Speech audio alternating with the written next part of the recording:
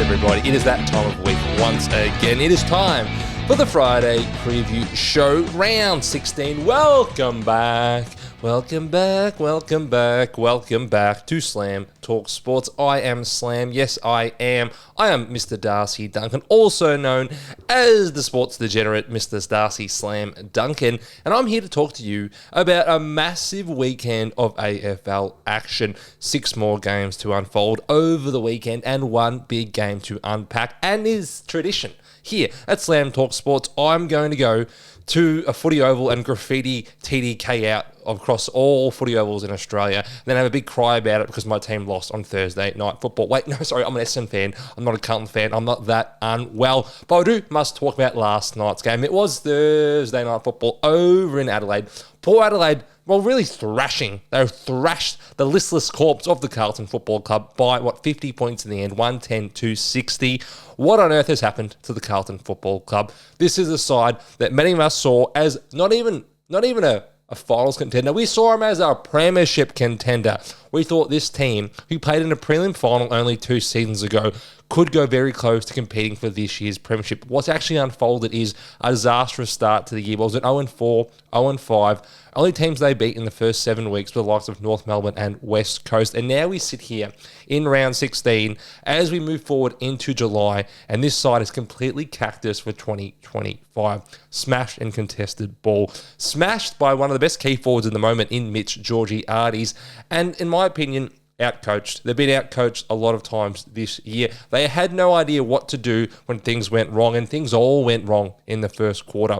And especially in the first half, they were smashed in contested possessions. They were smashed in clearances. Their ball use has been one of their big bugbears over the last couple of seasons. They don't know how to transition the ball. They've got shit kicks of the footy. And I thought they were soft, which is the worst thing to say about a football club. I thought they were effing soft last night.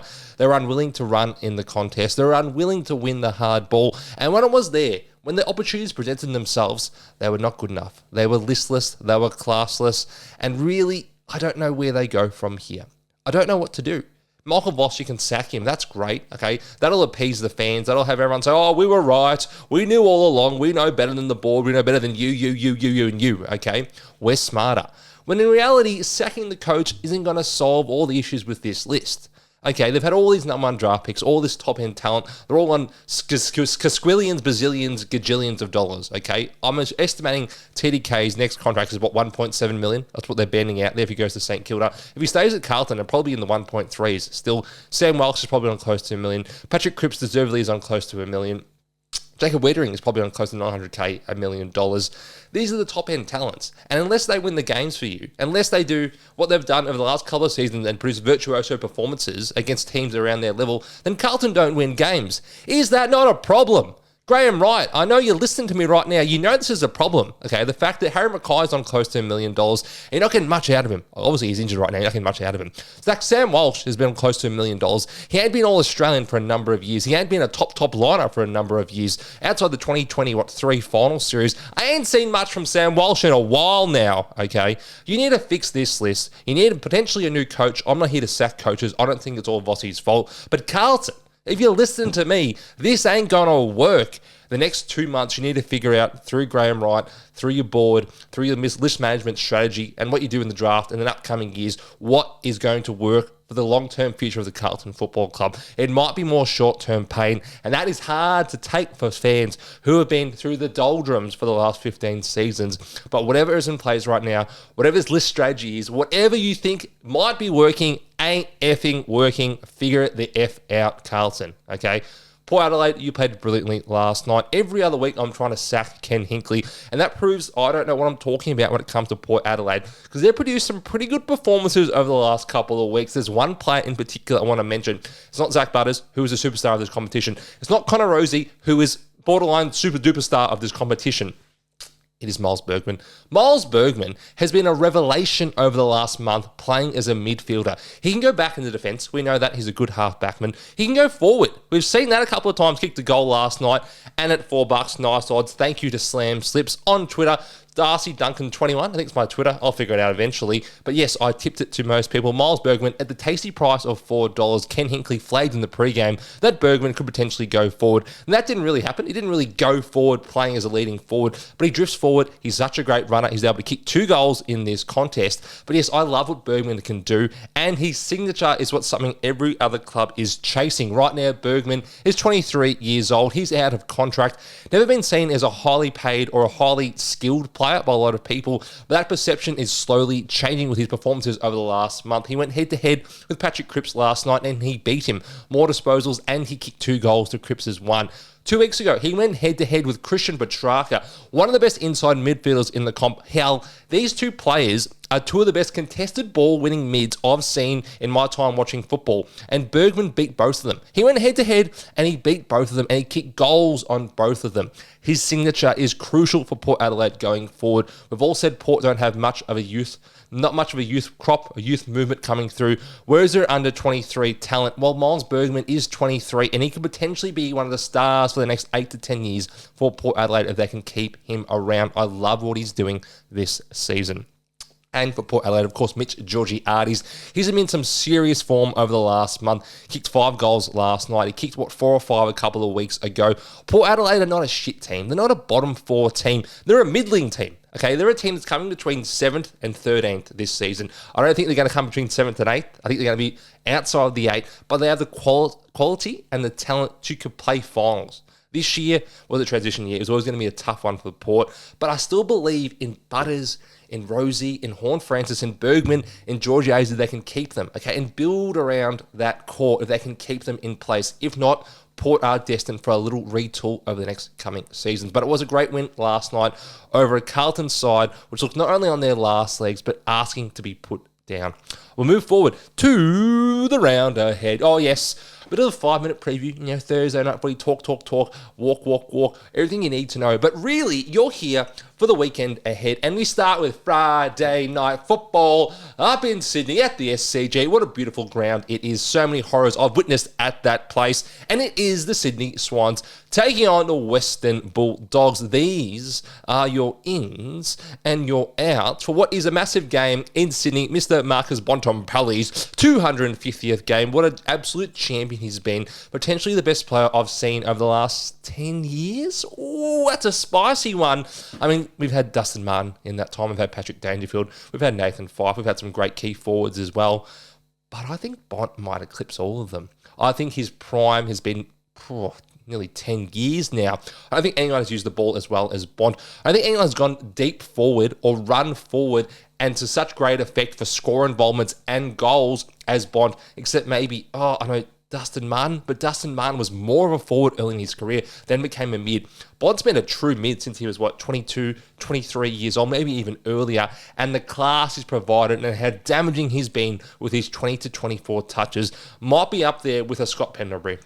I think Pendlebury and Bont, they look at each other, they're like the Spider-Man meme. They're like, hold on, I see eye to eye with you. You're so tall, you're so classy, you can play basketball, and you got a couple of premierships, well, 1 for the Bont, potentially 2 down the road, and 2 for Scotty Pendlebury. I just see so many similarities in those lethal left-footed legends that I want to give credit to Bont tonight in what is a massive milestone game. Now back to the ins and the outs for Sydney and the Western Bulldogs. Let me change the screen because bang, there they are.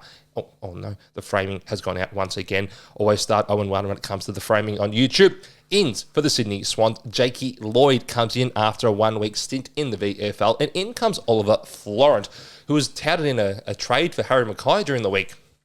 Someone that's playing VFL for Sydney for Harry Mackay, a Coleman medalist. I think I could be the chief writer at the Herald Sun with trades like that. And out for the Sydney Swans comes Joel Amadi, and out comes Riley Bice. In for the Western Bulldogs, so Bont's 250th game, is Jason Johannisen, the Norm Smith medalist from 2016, and Riley Sanders, their top 10 pick from a couple of years ago, who missed last week with an illness. Out for the Bulldogies, for the Western Bulldogies, comes Adam Treloar and Josh Dolan. Just back on Adam Treloar, will miss 6 to 8 weeks with a calf injury. Had a rough run at it this year, missed the start of the year, and now will miss potentially 2 more months. How is this one unfolding? Well, the line for this one is 9.5 points. And the Western Bulldogs are favoured. You can believe that. The Western Bulldogs are favoured in Sydney. And that's because the Doggies just beat bad teams. Now, are the Swans a bad team? I'm not so sure. Are they a mid-table team? Yeah, they probably are. Are they a middling team? That's probably unlikely to beat many good teams? For sure. For sure. And that's why the Doggies are favourite, because they have shown an ability to absolutely smash and thrash anyone at their level. They put the foot down on the Tigers. They put the foot down on the Saints twice. These are two teams that are clearly below their level. They put their absolute paw down on the Essendon Football Club only a couple of months ago. But Sydney in Sydney, with a returning Errol Goulden, with a fully fit Callum Mills, with Tom Papley back in the fold, that's a different proposition altogether. This should be a great game of Friday night. I'll be watching it at my good friend Nick's house with a little bit of Aljana. Oh, I don't mind a bit of spicy fried chicken on my Friday night. Friday night footy, if you don't mind. Who do I tip? This is so tough. I mean, I want Bont to win. I mean, they did the video at Wooden Oval. Clearly, I'm a doggy at heart. Woof. I'm probably going to tip the Swans. I just think the Swans, with this team in full place, healthy, they're going to just get it done. But there's no conviction. I mean, don't listen to me when it comes to this tip. I've been tipping pretty well recently, actually. I tipped the Swans last week to beat Port Adelaide. Just no one else did that in my tipping comp. But I'm not that convinced either side will win tonight, so don't listen to me purely on that. Listen to me, though, when it comes to the bets. These are my betting predictions for tonight. These are the odds, and these are the markets I don't kind of mind. I kind of like them, okay? Isaac Heaney, 20-plus disposals. Matt Kennedy, 20-plus disposals. Callum Mills, 20-plus disposals. And Brodie Grundy, 15-plus disposals. All these players have been hitting this at a high rate. I think about 85 to 90%. Matt Kennedy, didn't matter when Bont came back. Didn't matter when Adam Treloar came back. He just kept getting his business done. He's having low 20 touches and kicking goals. I like Matt Kennedy, even at $1.18. Also like Isaac Heaney at only $1.18. Doggies never tag. Not going to put too much attention to Isaac Heaney. He's played so well as a midfielder this year. I know he plays well as a forward. He kicks goals. He's a great player. But when he's played in their midfield, they've been a 4 to 5 goal better side, okay? He's a champion. He's one of the great, probably the top 10 player in the league, Isaac Heaney.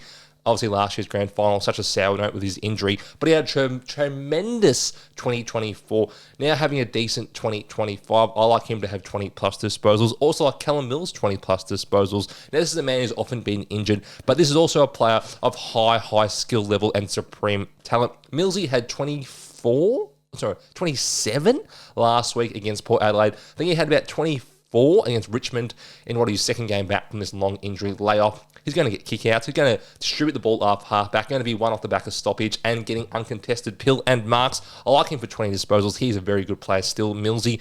Will I get him in our Supercoach team? Well, that is a question to figure out later in the day, but I like him in my anytime disposal bets for 20. Anytime disposal bet's not a real thing. 20-plus disposals, what I'm trying to say. And Brodie Grundy for 15-plus disposals. Now, if you've followed Grundles over the last 2 months, he's been in ripping form. Supercoach-wise, putting up 150s at will. But disposals-wise, hitting that 17 to 20 mark quite easily. Come up tonight against Tim English. I expect both ruckmen to be on their bikes. But Brodie Grundy is much stronger than Tim English. Just the eye test. You've got a beanpole up against a gorilla. Brodie Grundy can win that inside ball. He can win contested possessions and get those handballs out and get a couple of marks. At a small ground, the SCG, I still like Brodie Grundy to have 15-plus disposals. Now, these odds are not great. Multiply them all up, you're going to give me about $2. Not terrible. Could multiply it into some other games later in the weekend if you're following me. Anytime goals. Well, there's 3 players I want to mention, even though I'm not a massive anytime goals fan. I just went into a Kiwi accent then, even though these players are all from Australia. Ed Richards, he's kicked a goal in 9 straight games. He's a bloody jet, Ed Richards. Matty Kennedy, he's kicked 15 goals since round 5. That is tremendous. This is a man who kicks goals every single week, apart from last week when he was in my mate's multi. Sorry about that one. And Aaron Norton, who's $1.20. Now, Norts, he can be hot and cold, but realistically, Sam Darcy's going to get the best defender. You're going to have the likes of Riley West buzzing around there. You're going to have your Vandermeers. Norton doesn't get attention. Norton doesn't get great defenders on him. He can kick one. At $1.20, I don't mind it for the aeronaut, whatever you want to call him, Aaron Norton. I think he has a very good chance to kick 1 goal tonight. Tipping the Swans by a very small margin. I hope it's a great game for Marcus Bontempelli and those Western Bulldogs travelling up to Sydney in what will be a tight contest. And of course, the memories are flooding back from the 2016 grand final, how good the Doggies played on that day, and how many free kicks they got. Don't ask the Swans fans about that. Let's move forward to Saturday afternoon football. And where is the game today? Where's the game Saturday? Sorry, tomorrow. Saturday afternoon football, as I said. It is on the Gold Coast. It is at People's First Stadium. We've got Melbourne travelling up to the Gold Coast to play the Gold Coast Suns. And as I mentioned earlier in the year, one of the earliest reels for Slam Talk Sports, the Melbourne Football Club have, well, I don't know if it's full ownership. I don't even know if it's partial ownership after their loss this year, but they have a minority stake in the Gold Coast Suns. They've beaten them 12 of the last 13 times they've played them. They even beat them up on the Gold Coast last year. They beat them quite easily by about 50 or so points. Obviously, some good matchup in this one. You're going to look at Witts versus Gawn, two of the best ruckmen in the league. But having said all that, the line of 18.5, I think, is right. Gold Coast need to win this game. They need to win well as well, in my opinion. They've got a tougher run probably in the next month or so. They're going to go play Collingwood. They go to Marvel Stadium and play Essendon next week. They also have a tough run-in against Brisbane in about a month or so's time in the Q Clash.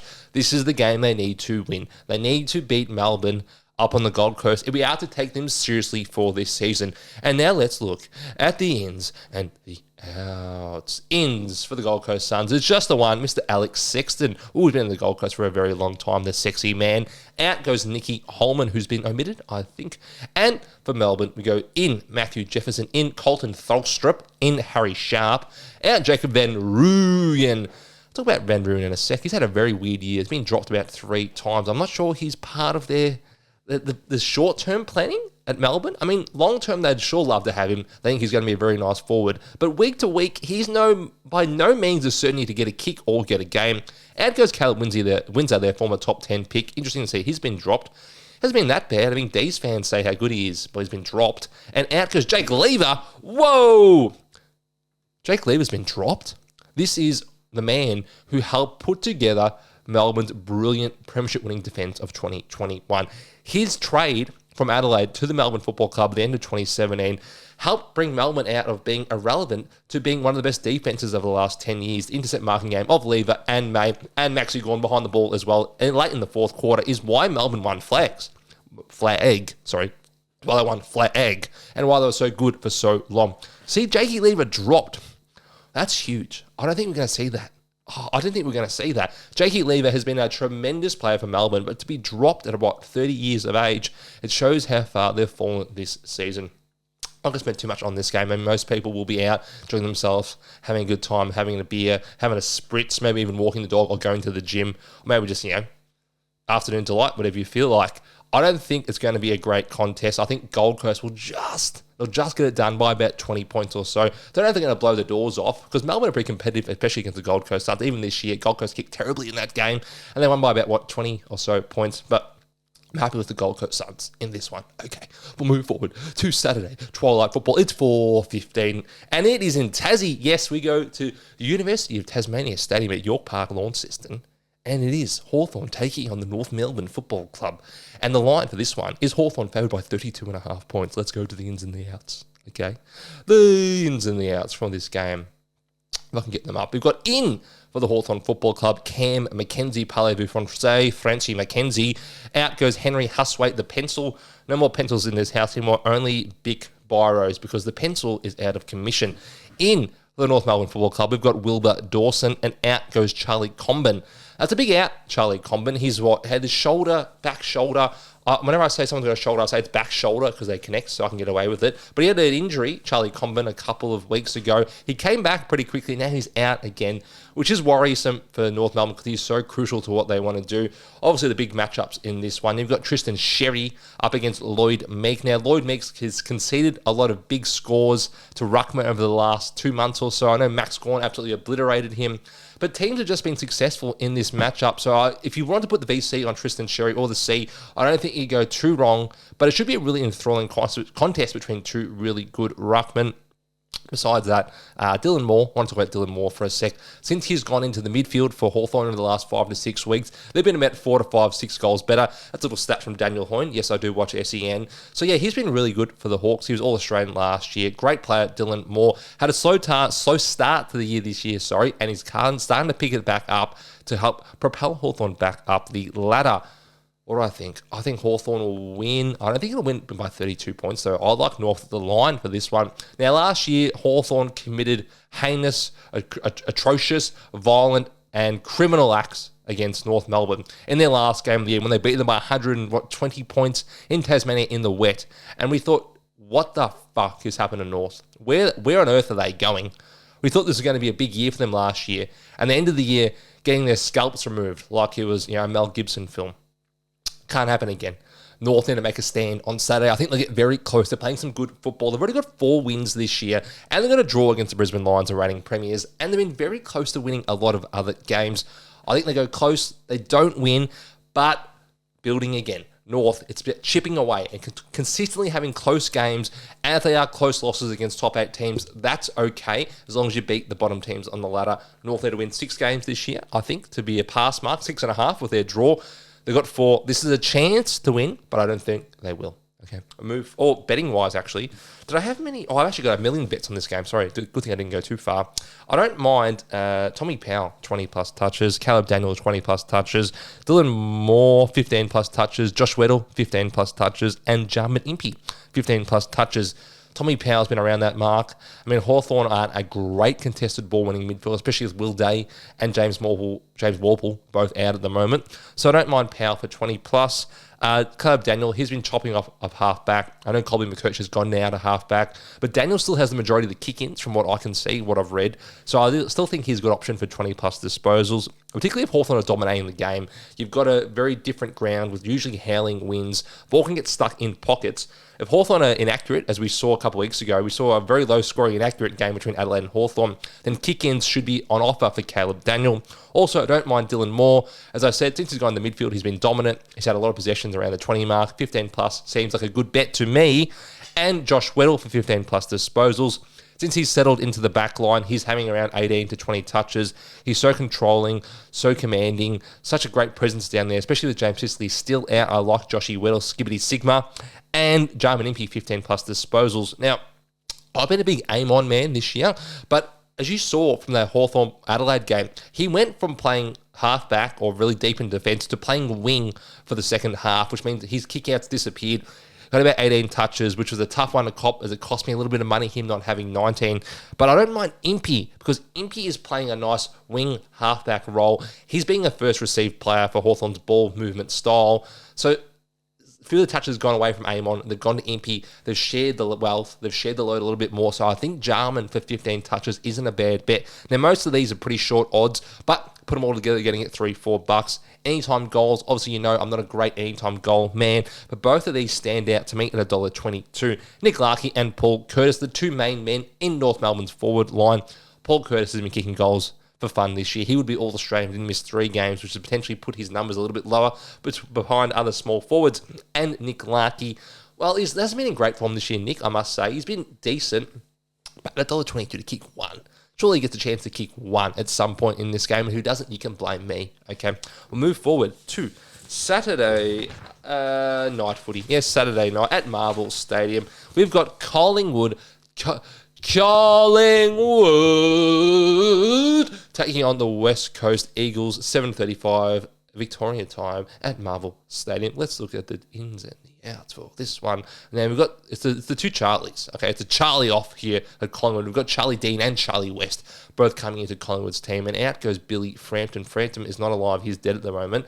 His little calf injury should miss between 4 and 5 weeks. And out goes Bo McCreary, who also has a hamstring injury. Took a little bit of a toll last week's win, didn't it, from Collingwood against St. Kilda. Obviously got over the line by about, 33 points in the end. But they did lose a couple to injury. And on the West Coast side of things, in comes Brady Hugh to me. And in comes Job Shanahan. Ooh, another Job in the league. That's good to have. Out goes Oscar Allen. Oh, he's got, what did he do? It wasn't Achilles. Was it Plantaris? I'll check back in on this one, but he's out for indefinitely. The foreseeable future, Oscar Allen will be out. Might pop up in Springfield. And I'm not talking about Simpsons. I'm talking about the Brisbane Lions training facility. Out goes Tyrell Jewett with a hamstring injury. The line, as you can guess, is massive. The line is bigger than the one Robbie Fowler tried to snort when he was at Liverpool. It is 60.5 points. Do I think West Coast can cover that? I personally don't. I don't. A lot of people are saying West Coast at the Lions a good bet, but fuck me. West Coast is shocking. Are they going to be competitive with the best team in the league at Marvel Stadium? I know Marvel's not Collingwood's home ground. They love playing at the MCG. But I think they can play some pretty good football at Marvel Stadium. They play such a slick brand, okay? The Dacosses, okay? Dacosses. I'll just say Dacosses 100 times. People say, whoa, he makes a good point. No, Sidebottom, Pendlebury, Ned Long, Darcy Cameron, who was magnificent last Saturday. I still think they've got so many good users of the football, so many intelligent players, in addition to their forward line with McStay, Myercheck, and Elliott, who's still trying to get his way up the Coleman leaderboard. I think he's trying to kick a lot of goals, is what I'm trying to say. They've got a lot of options. They've got a lot of good players. West Coast do not. They've got a lot of kids who are going to get smashed. I think Collingwood will win by about 70 points in this one. On the betting side of things, well, there's actually 2 players from the West Coast Eagles I'm going to mention, which is going to be weird. Like, Slam, you just said they're dog shit. Why are you mentioning their players for bets? Well, because Collingwood, over the last 6 to 7 weeks, have been a shocking contested ball-winning team. They don't care about winning at the source, which is stupid. They're not trying to lose it at the source. I mean, let's be stupid. Let's not be stupid, okay? We're not going to be stupid. But Collingwood contested possession differential and their clearance differential has been pretty poor over the last couple of months. So I don't mind the likes of Jack Graham and Elijah Hewitt to have 15 disposals. Now, obviously, every time I say disposals, we're betting with a tab. We're betting with miss by one, okay? Because we miss by one all the time, right? But Hewitt and Graham are having around 17 to 18 touches every week. And Collingwood, for as good as they are, haven't been great inside the contest because they're happy to get it down the line. They always love to have an extra player down the line, take an intercept mark, bang, we go, corridor, boom, boom, boom, Dacos, goal, Brownlow, okay? That's how they operate. So I don't mind Hewitt and I don't mind Graham to win some inside pill. On the goal side of things, well, I don't love goals, but geez, there could be a lot in this one. I don't mind Patrick Lipinski for any time goal. He kicked 2 last week. He kicked 2 the week before that. He's currently $2 to kick a goal at any time. This is a man who could be in amongst it in what could be a feeding frenzy for the Magpies on Saturday night. I like the Lapinka to kick one at some point. Also, I don't mind Jamie Elliott 2 goals. Now, Jamie Elliott 2 goals like $1.25. You're like, what's the point? Well, I think the point is Collingwood are trying to get Jamie Elliott in the All-Australian team, which he is in right now. But also think they're trying to get him as high as he can up the Coleman medal leaderboard. This is a man who's had a lot of a tough run with injury over the year, who hasn't kicked, 50 goals ever in a season, I don't think. He's now going to kick 50 with ease and put up some career highs. This is the perfect opportunity to run up the numbers, to put up some stats against a very poor football team. Let's not say it's the wrong thing to do. Let's not put any shame in doing that. Everyone does it. Everyone puts up numbers, okay? It is now Jamie's time to put up an absolute bag, an absolute bomb against the West Coast Eagles. Collingwood will win this one easy, in my opinion. And finally, we've got 2 more games on Sunday footy. Obviously, we never have teams at our disposal for Sunday football, but I will tell you who are the ins and the outs, according to my eyes and what they've produced on the AFL website so far. It's Adelaide taking on Richmond at the MCG, and a little bit of information for this one. You probably didn't know. You probably didn't know this unless you were following the news of the last day or so. All 3:20 start times are now 3:15. Now, the reason for that is because the celebrations, roaming Lingy, I don't know who's on Channel 7 anymore, I don't watch it. Whatever goes on the broadcast, okay, football talking, pre-games, maccas, okay? That's what happens. It delays the news. The news meant to come on at 6 o'clock. It's 6:03, and who's on the news? Peter Mitchell or Tim Watson? He reads the news, doesn't he? I don't know. He's saying, man, I'm going to read the news here, but we're still watching the celebrations from Melbourne's room from their win against, I don't know. They don't win any games, but you know what I'm saying, okay? It goes too long. The games are going too long. They're running into the news. So now every week we start at 3:15, which I don't hate. But as a super coacher, not great. Not great. I need time to make my VC call if I've got a Max Gawn playing in the 3:15 game, or I've got a Jordan Dawson playing in the 3:15 game. So it's 5 less minutes to put my bets on to do my super coach. It doesn't affect my life too badly, but I'm not happy about it. Okay, ins and outs for Adelaide and Richmond. For the Richmond side, we've got 3 into the squad of 25. James Trezise, McKelty Lafau, and Jacob Blight. And for Adelaide, Chris Burgess, James Peatling, Chase Jones, and Zach Taylor come into the extended squad. And Luke Pedler is still out with an injury. I'm pretty bullish on Adelaide. I think they're the class team right now when it comes to betting up on shit sides. When Adelaide are presented with a carcass, they get their whole body inside the carcass. I'm not talking like head, neck, waist. I'm talking entire torso is inside the carcass. I saw it round 2 when Adelaide came to the MCG and feasted on the Essendon Football Club. They were unrelenting. They did not want to go. They did not want to leave. Victoria's like, no, let's play another game. Let me eat your dead body once again. So that's what I think Adelaide will do to Richmond. We saw Richmond lose by, 70 points against the Dogs last week at Marvel Stadium. I think Adelaide are better than the Dogs. I know obviously they're travelling to Victoria. Adelaide look to have a nice scalp at the MCG against a team that is struggling. I think they'll absolutely belt the Richmond Football Club. And this is wrong, but it's on TikTok and laugh at me, okay? But I do think they'll win by at least 6 goals. Betting-wise, hard one. The odds are pretty shithouse for this one because they expect a belting. If I had to tip in, I don't mind Rankin and Keys anytime goals. Both about $1.25. As long as it stays dry, I think they'll both get amongst the goals. Disposals-wise, Rory Laird, 20-plus disposals. He's $1.25 or something. He's had it in pretty much every single game he hasn't been sub-affected. He's patrolling the back line. They'd still like to use him as an outlet from full back, so I think Rory Laird is a very good chance to have 20 disposals. And Richmond players, there's 2 I don't mind. I don't mind Noah Bolter for 10 touches and Seth Campbell, bang, bang, bang, for 10 disposals. Now, Noah Bolter has a few kick-ins, but mainly he's getting the ball along the full back line. He's going to play against Thilthorpe or Fogarty in this one. There's going to be chances for him to kick the ball or handball the ball, okay? The ball's going to live there, so I think Bolter will have about 12, 13 touches, but ultimately get his 9. And Seth Campbell, well, start of the year is much deeper forward amongst the goals. Now he's gone up to the wing, a bit more midfield time, which is good for our betting props. I like him for 10-plus touches because he's having a more elevated on-ball role than he has in the past. That's it for that game. Let's move forward to the final game of the round, which is over in Perth, and it is Fremantle, taking on St. Kilda at Optus Stadium. Now, the team's non-existent for this one so far, but odds-wise, non-existent. You can't even bet on this one because the odds are just so bad. But I'll give you the extended benches in Fremantle: Oscar McDonald, Sean Darcy, and Isaiah Dudley. Into St. Kilda's extended bench: Hugo Garcia, Liam Henry, Jack Carroll, Harry Boyd, and out goes Jimmy Webster. Line is 14.5 points, I think. I think it's 14.5 points. Let me check right now, actually. How's your day going, guys? Who excited to watch this week? No Essendon, obviously, which is great. Carlton got flogged, so my week's already off to a perfect start. Now, if I could just get the line for the last game, it will be great. And the line is 22.5 points in Fremantle's favour. Now, obviously, these two teams played earlier in the year at Marvel Stadium, and it was one of the biggest beatdowns I've seen in a long time. I think Fremantle had 1 goal or no goals by halftime.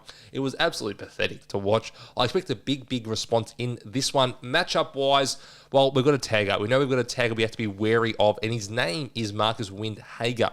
What will Windhager do in this one? I think he'll likely go to Caleb Sarong, so probably stay away from Sarong in your betting props. That doesn't mean I'd go to Brayshaw, though, because he might go to Brayshaw for a half and curtail his influence as well. So I'm probably going to stay away from both these players. I find it hard to bet on this game. The only thing I didn't mind was a bit rogue. At $3, you can get Mason Wood for 2 goals.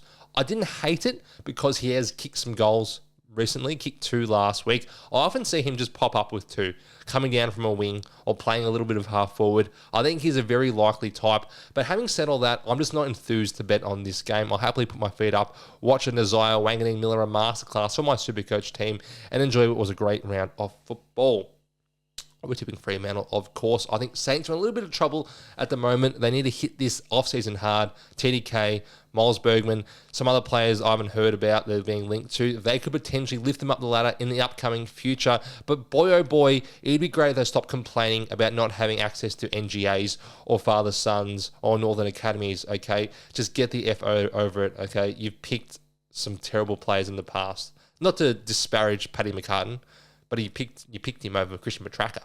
Not to disparage Jack Billings, but you picked him over Marcus Bontempelli.